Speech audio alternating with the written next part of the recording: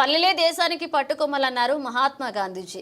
గ్రామ పంచాయతీలలో ఆదాయ మార్గాలు లేక నిధుల కొరత తీవ్రంగా ఉన్నందున కనీసం పారిశుద్ధ్య కార్యక్రమాలు కూడా నిర్వహించలేని దౌర్భాగ్య స్థితిలో ఉండడం చాలా బాధాకరమని సామాజిక ఉద్యమకారుడు పాటంశెట్టి సూర్యచంద్ర అన్నారు.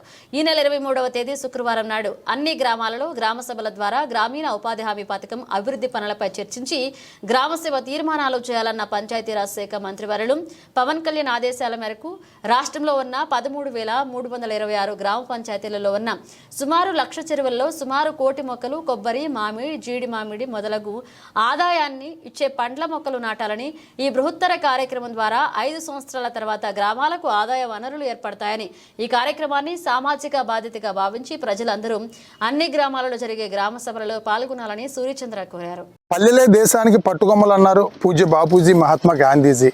అటువంటి పల్లెలు కనీస పారిశుధ్యం నిర్వహించడానికి కూడా నిధులు లేక, స్వీపర్లకి జీతాలు ఇవ్వడానికి కూడా నిధులు లేక ఎంతో దుర్భరమైన పరిస్థితుల్లో అనారోగ్యంతో కొట్టుమిట్టాడుతున్న పరిస్థితి ఆంధ్రప్రదేశ్లో చూస్తూ ఉన్నాం.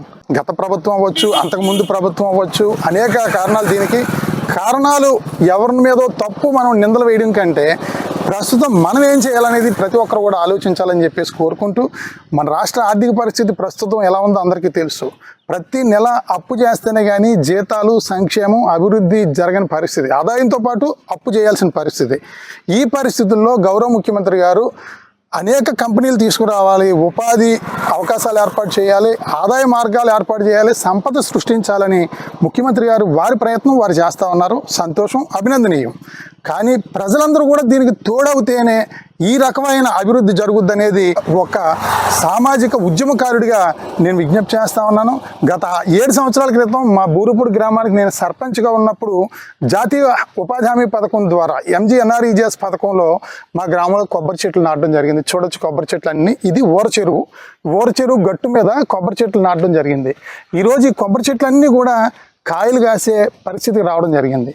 నేను ఈ సందర్భంగా ఈ కొబ్బరి చెట్ల దగ్గర ఈ వీడియో ఎందుకు చేస్తున్నానంటే 13,326 గ్రామ పంచాయతీల్లోని సుమారు 1,00,000 పైన